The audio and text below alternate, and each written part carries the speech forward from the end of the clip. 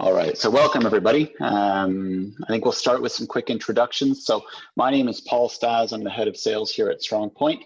I'll be kind of kicking us off here today, and I'll help kind of manage any questions as they come through. So if there are any questions throughout the webinar, there's a chat and a Q&A function down below. Please feel free to use either. And if we can answer our question, or if we can answer the questions right on the spot, we will do so.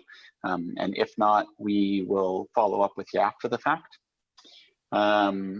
So I will also introduce Rick Rosler. So Rick's a super important team member over here at StrongPoint, wears many hats for us. He's one of our Salesforce customer success leads. He also helps our product team and even chips in with dev as well. Kind of held many roles throughout his career within the Salesforce ecosystem. And so that's kind of why we tasked him to do this webinar for us today. I think he's got the experience with what our product can do, but he's also got some real life experience with profiles and permission sets, and it's kind of felt the pain, so to speak. So Rick will be walking you through most of the session for today. I'll start off just with a quick kind of run through of the agenda and what we're going to cover. And so as soon as Rick jumps to the next slide, I'll start walking you through that as I scare him into clicking over. There you go. So thank you, Rick. So what we're going to start off with is just a really brief conversation around kind of some trends that we're hearing within the Salesforce ecosystem around audit. Mostly for SOX, but not exclusively for that. But then we always find that there's a trickle-down effect, because if auditors are asking about it, that probably means that the people responsible for managing orgs, even in private companies, should also be caring about these things, right? And so we'll cover a wide variety of topics just to let you know what's starting to come up a little bit more often. We'll then also kind of shift in and talk a bit more specifically about access controls, history of them, best practices for them. And then Rick's going to walk you through some tips and tricks on how you can audit profiles and permission sets. And we don't just mean, for the purposes of passing an audit, but how can you review your own access within your org?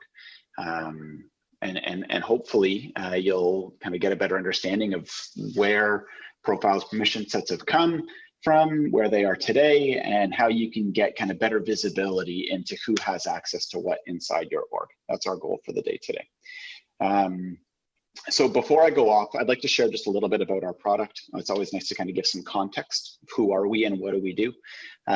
So we're the leading provider of software for both the NetSuite platform, which we're not talking about today, and Salesforce platform, and the customers on those platforms that typically have kind of audit and compliance needs. It was always very common on the NetSuite platform for audits to be in scope, and we used to hear, well, Salesforce isn't in scope for audit, or Salesforce, we don't have any financial data, so on and so forth. But as the Salesforce platform has expanded and grown, that's becoming less and less the case, and it often is in fact in scope for audit. And so what our product does at a really high level, we're a managed package, completely native, built on the Salesforce platform. We don't export your data or anything like that. It all stays in your org. And so the tool will automatically index all of your metadata, map out all of the dependencies, so you have full visibility into everything that's in your system. We have cleanup and optimization tools. We help you with change or release management, so change controls, change logs, reporting on who has done what and what has changed. And then we also support a full release management process. So change requests, approvals, we can link out to platforms like ServiceNow or Jira for those functions as well. We also have automated deployment tools. And for typically, and I'll get into this more in a second, but typically for larger publicly traded companies that are using Salesforce CPQ, you may also get into some data control requirements, because for CPQ, for example, metadata is stored as data. And how can you maintain visibility to changes happening to that data the same way that you would to the metadata? So that's kind of a quick overview of our product. In terms of kind of what we're hearing, this first bullet is kind of at the core of what we do, and it's been like that for a long time. Companies need to maintain visibility to what's being changed inside their org. And like the audit log does that somewhat, right? But how can you really understand what's being changed and kind of basically split out the material changes from the non-material changes? And if you do have a formal change or release process, how can you maintain visibility to what went through that process and, you know, went through the appropriate steps and the right testing and the right approvals, and also what didn't? And we're hearing more and more about that is, you know, I don't care about the changes that went through JIRA. I care about the changes that didn't. What emergency changes slipped through, were done with less time, so on and so forth. Which leads into that second bullet point, really around reconciliation of the change request and the audit log. So you've got something that changed. Well, why was it changed? What change request was it connected to? Who approved it? What steps did it go through? What was the user story that started this all? And many organizations need to have visibility to that. And we have a number of customers that are spending, you know, we hear things like 20 or 30 or even 40 hours a quarter going through that process and trying to link the audit log back. And it can be pretty painful. Another one that's been coming up more often is separation of duties. Separation of duties in a lot of platforms, NetSuite, for example, has to do with, you know, who has access to what roles, permissions, and, you know, what steps within processes do they own. For the Salesforce platform specifically, what we're hearing more of is separation between people that develop and people that deploy. So for the purposes of audit, an auditor doesn't want a single person to be able to write a bunch of code and then push all of that code into production without anybody else ever seeing it or touching it, right? Who knows what they're doing? And so that's come up a lot more frequently. And so what organizations are looking for, regardless of their, you know, change management and development processes, they want this like last mile deployment process where somebody that's not connected to all of that other stuff can come in and click a few buttons and deploy. And that creates that separation that they're looking for, just that extra level of oversight. I've mentioned this once already, but CPQ coming up more and more frequently because of the steel brick framework that Salesforce CPQ is built on. Your rules for things like pricing and discounts and products are all stored in the format of data instead of metadata, and you still need to somehow maintain visibility to people that are making changes to it. It's a challenge that a lot of people are really struggling with now, and that's been coming up more and more often. And, you know, as auditors become kind of more Salesforce savvy, we only think it's going to increase. And then finally, something that's been coming up a lot more often with us, and this is kind of why we're doing this webinar, is that people are wanting to know more about who has access to what on the platform, and then also what changes have happened to that access over time. And so that's kind of the end of my portion here. I'll transition over to Rick. And like I said, he's going to walk you through kind of the history of profiles and permission sets in a couple slides, talk about best practices, and then give you a bunch of examples. All right. Thank you, Paul. And thank you for the introduction, and welcome everyone. So my part of the call is going to focus on profiles and permission sets, the kinds of analysis that you probably already need to do or may need to do more of, and then some ways to do that. In general, privileges in Salesforce are controlled in two ways. Either by profiles and permission sets, which generally determine what you can do on the platform relative to objects, fields, apps, tabs, things like that, as well as all of the many hundreds of different kinds of system permissions. So that's on the one hand. On the other hand, you have roles, hierarchies, sharing rules that determine what users can see, what records they can see on the platform. So I'm going to be focused only on that first part for now. From an audit context, several of our customers and many of my customers have had their Salesforce orgs under audit over the past 12 months. And typically, auditors want to know how you are controlling access to sensitive data, right? So, and I have some examples here. So, revenues, pipelines, gross margins, more and more of this is being stored in Salesforce. If you have customers with preferred pricing that's confidential, you probably have sales people's confidential information stored in Salesforce relative to their base salaries, their on-target earnings, their commission rates. Healthcare companies in particular that use Salesforce have the issue of demonstrating that their customers' personally identifiable information and HIPAA information are under pretty strict access control as well. So these are the kinds of questions that most external auditors care about, and that even if you're not a public company under external audit, you may have internal auditors that want to know these things as well. So Paul mentioned that I have a pretty long history on Salesforce. I've been on the platform since about 2008. And back in the early days, many of you will recall, the only thing that you had in your toolbox was a profile. And so all of your access was controlled with that, and any changes or differences in access meant that you had to create a new profile. And so you ended up with profile hell, where you had many tens, sometimes 100 for large organizations, profiles, all of which had to be maintained, and that in general were difficult to report on, to know exactly who had what. In 2012, Salesforce introduced permission sets, which helped. So now you had the ability to consolidate similar profiles into fewer profiles, and then abstract out the differences between profiles into unique permission sets.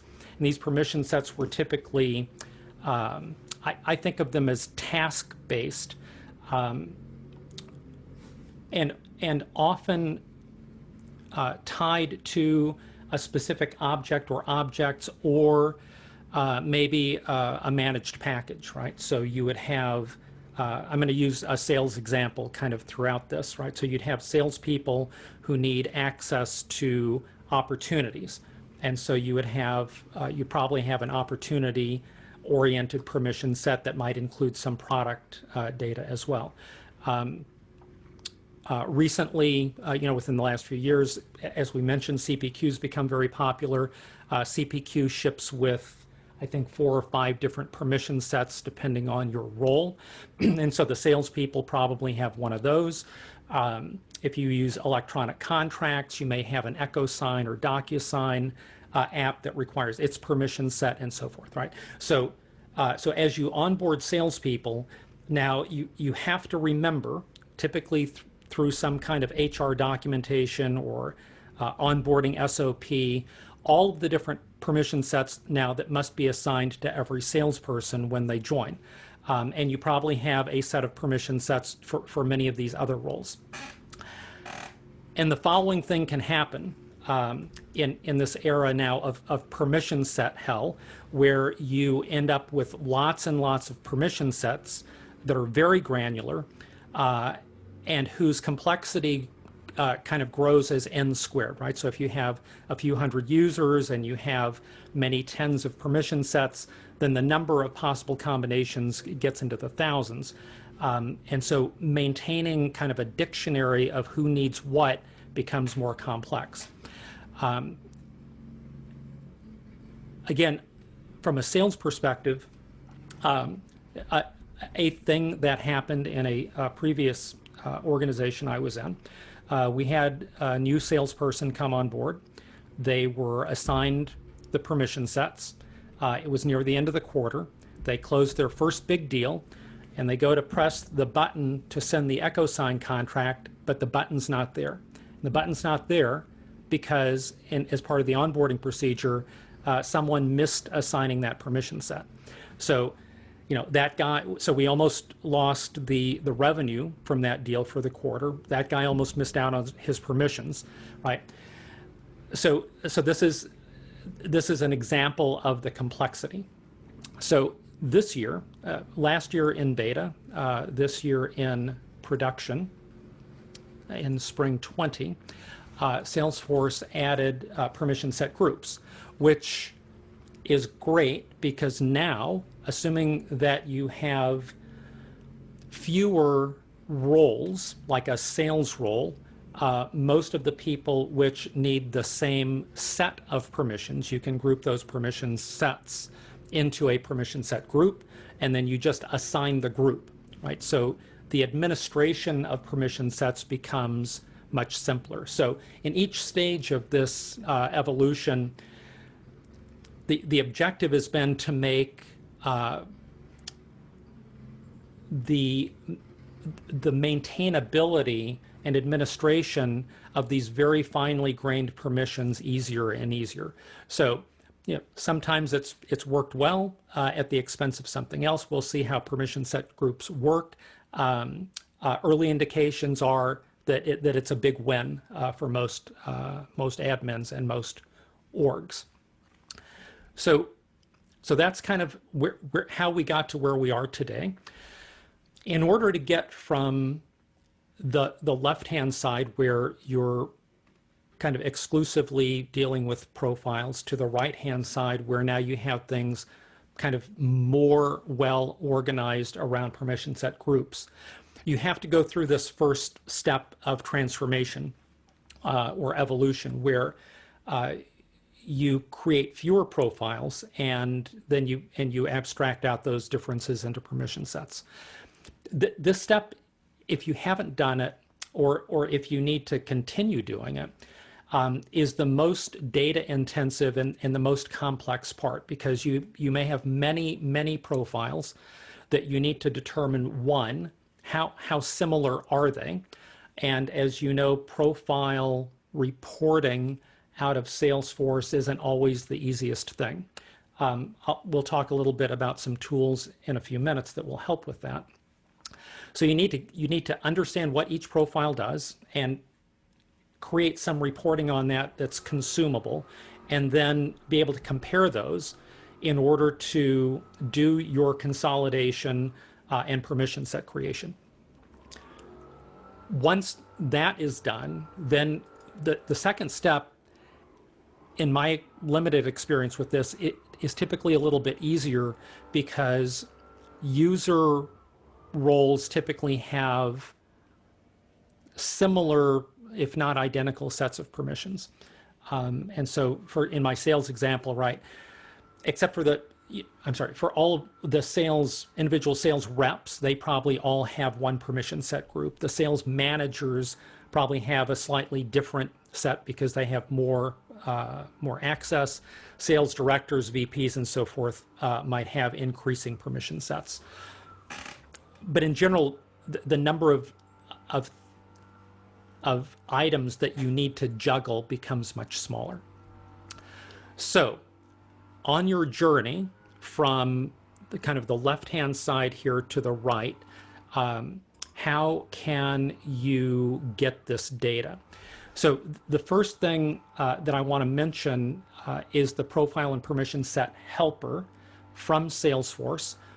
If you're not familiar with this, it's a very handy tool, and I recommend that you Google this. It'll take you right to the App Exchange page where you can download it. You do need to have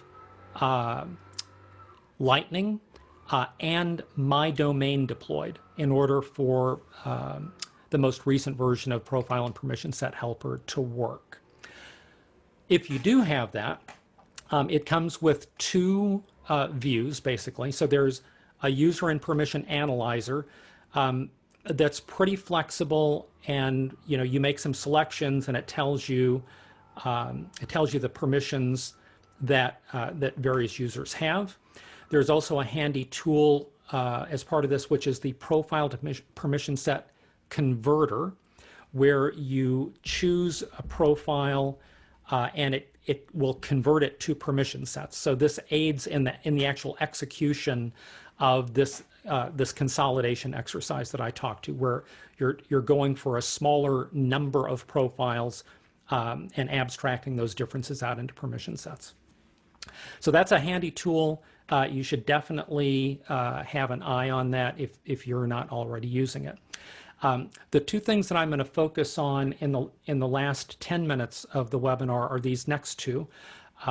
So Flashlight for Salesforce is one of our StrongPoint products that's free on the App Exchange. It has a lot of reporting capabilities on all different kinds of metadata. I'm just going to focus on reporting around profiles and permission sets here.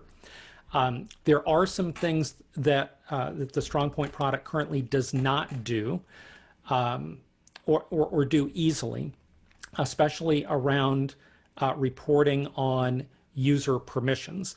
And so for that, I'm going to show an example from Workbench. Again, Workbench, very handy tool. Every admin should be familiar with it and be, I don't know, I use it every day.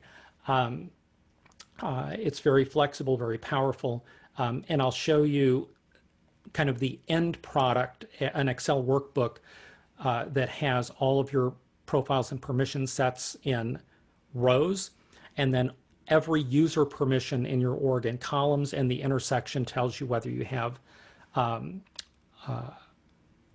access to that permission or not. After the webinar, you'll get an email with a link to the recording.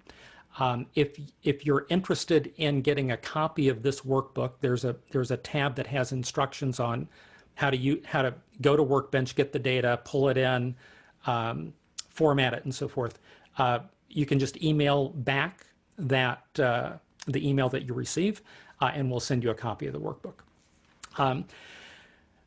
The next bullet, our StrongPoint for Salesforce product is our full paid product, which does all of the things that Paul talked about at the beginning, over and above just documentation. So it does all the change management, deployment, enterprise compliance features, and so forth. Won't be talking about that. And then, of course, it's Salesforce. So there's going to be a ton of stuff on the App Exchange. Lots of tools, both free and paid, around profiles and permission sets. I haven't used any other ones except for the profile and permission set helper myself, but I'm sure there's good ones out there. So with that, we are going to jump into, are we going to jump in? Yes, we're going to jump in.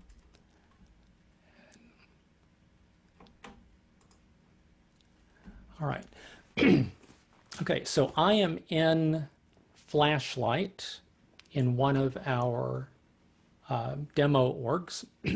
And what I have here is one of our standard reports that we ship with the product, which shows for, this is the object first view, right? So it's grouped by object. For each object, it shows you every profile and permission set that's available in your org that has at least read access to that object. And if it's on this report, it will show you all of the different, create, read, edit, delete, and so forth, permissions for that. So every object, standard and custom, every profile, every permission set. So that's standard out of the box. This is one of the reports that when my customers are audited, auditors always want this report. In addition to the standard Salesforce report that you can export, filter, whatever you want to do with it, the same data is available at both the object and the field level within Flashlight This is the same data just for the account object. It tells you all the profiles and permission sets that have access and what those access levels are. For custom fields, this is a custom field on the opportunity object. It will tell you it will tell you all of the profiles or permission sets that have at least read access to this field, and then whether it also has edit access. So again, the number one requested report from auditors is this one: objects by permission set with all of the cred permissions available. The second most requested report is this one. This is an Excel report. This is the one I mentioned earlier that I extracted from Workbench.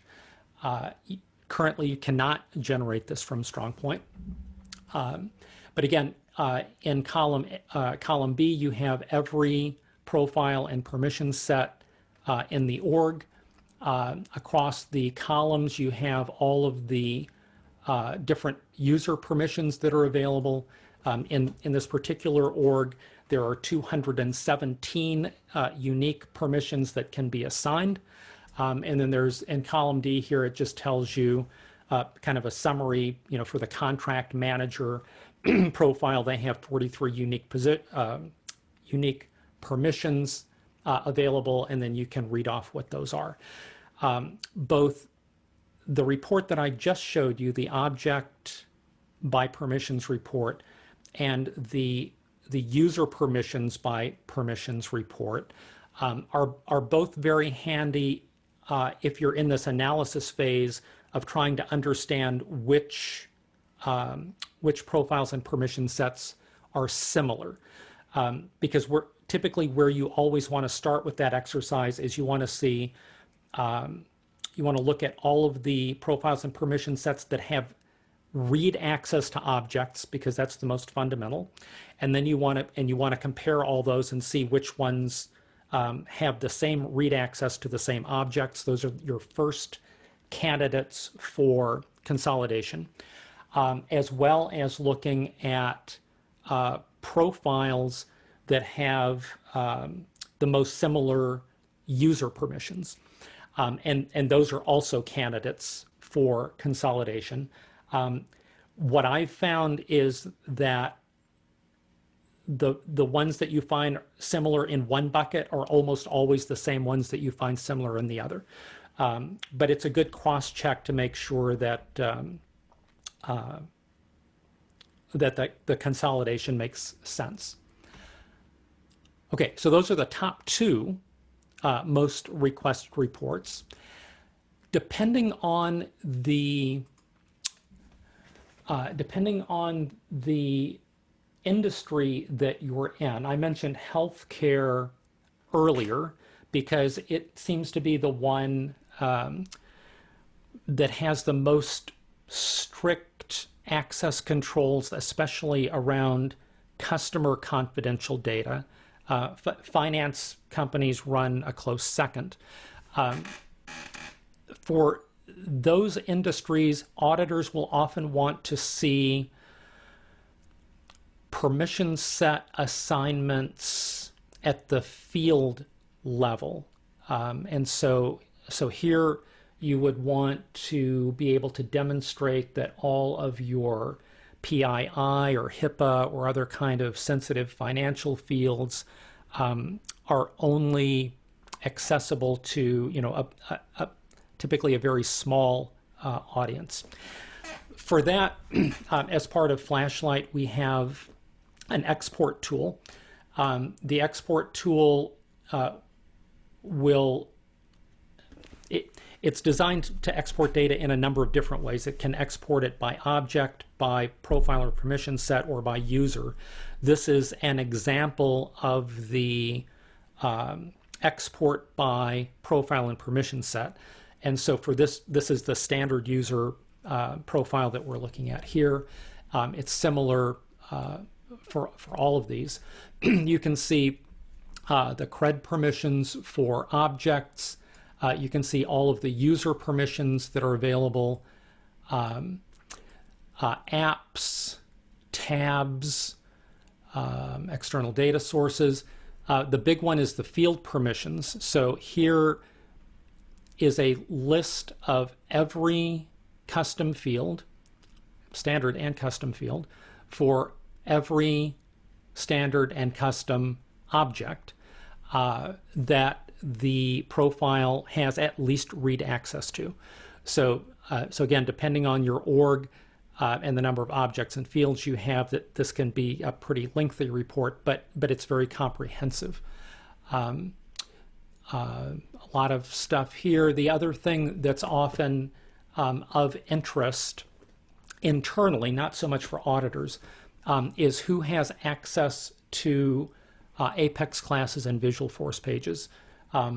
So Apex, Visualforce, and application and tab permissions are usually of interest when you are looking to consolidate profiles or when you're trying to troubleshoot user access, right? So user calls up and says, for example, right, I can't see my echo sign button. Why is that?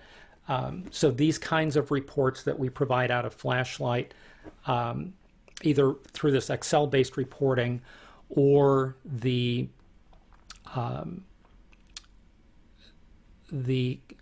metadata item reports that I showed before for like the account object and that custom field are often very helpful for that kind of troubleshooting. And I think I'm done. Awesome. Thank you, Rick. So right on time. Like we said, we were scheduled for 45 minutes, hoping that we could save some time towards the end for any questions. So if you have any, whether it's on something that we've covered or about kind of additional functionality, please drop it in that question box. We were talking a little bit when we were coming up with the idea for the webinar of, what do we present and how do we cover the right topics? And the one thing that actually came out of that conversation is that it's very difficult to cover the right topics because every org is different, unique in its own ways. The business that it's supporting is unique in its own ways.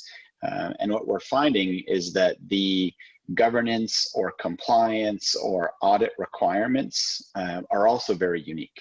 Even like, one organization going through an audit from one auditor to another member of that same team at the same auditor, the actual requirements could be different. The discussions that you go through, the requirements that you have. So one of the things that we wanted to provide was just kind of some tips and tricks into how to get visibility to the data that you're going to need to have, and then you can manipulate it and move it around in however ways that you need to. So we do kind of hope that we covered that for you.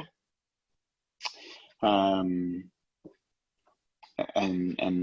yeah, that was kind of the goal. So we hope that we hit that. And so there's a question that came in here around, how to run the specific reports that can be extracted for auditors. And so, Rick showed the end products there.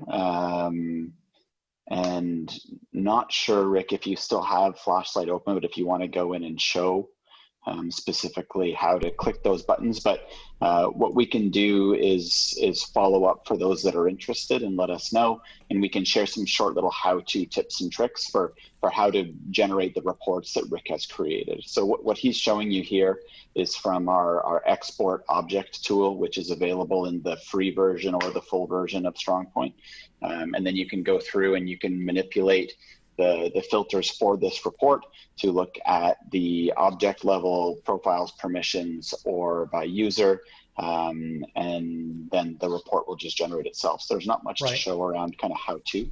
Yeah. So and the spreadsheet that I just pulled up is an example of the user export report, which looks suspiciously like the permission set report.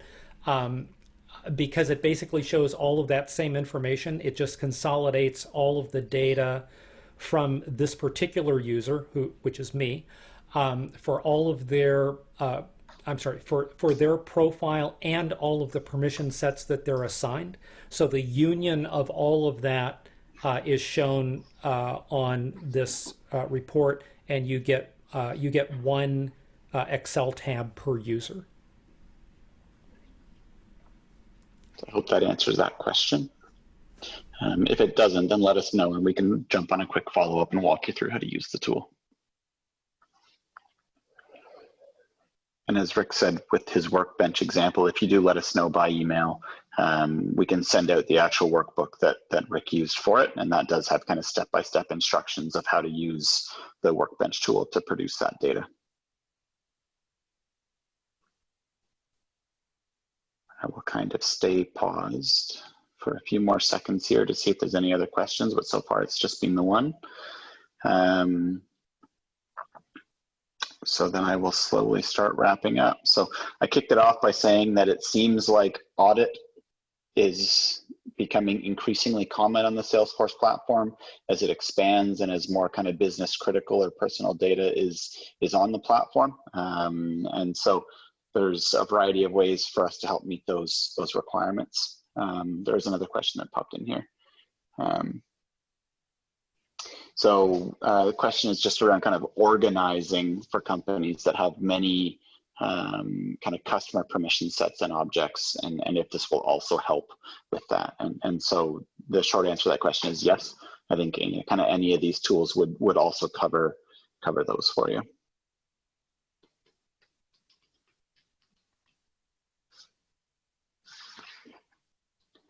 Okay, so we'll wrap up. We will be sending out a recorded copy of this. And if there's any kind of further questions, please let us know. You can hop on our website and download Flashlight. We'd be happy to kind of, walk you through how to take advantage of the tools, or we can set a follow-up to talk about any other compliance requirements that you might have or change management requirements you might have for the platform. So thank you everybody for taking the time. We'll close this one out for now, and we will have the recording out to you in a day or two. Thanks so much. Have a great day.